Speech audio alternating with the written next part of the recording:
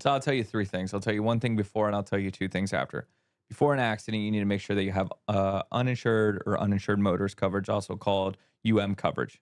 So this is coverage that covers you in case somebody hits you and they don't either have any coverage or don't have enough coverage.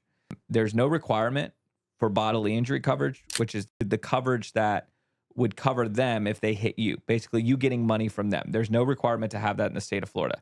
So you have to protect yourself. And that's where uninsured or underinsured motorist coverage comes in. So that's something that I would make sure that everybody has on their policy if they're driving around in the state of Florida, which most people don't. A lot of people don't.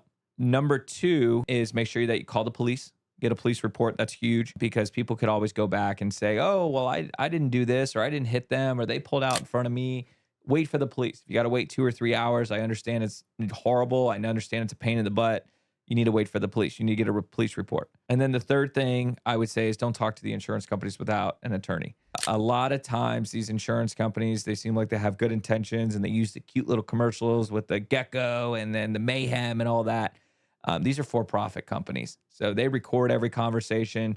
They're trying to get you to settle for pennies on the dollar because they save money. Yeah. So be very careful about talking to your insurance company before at least talking to counsel.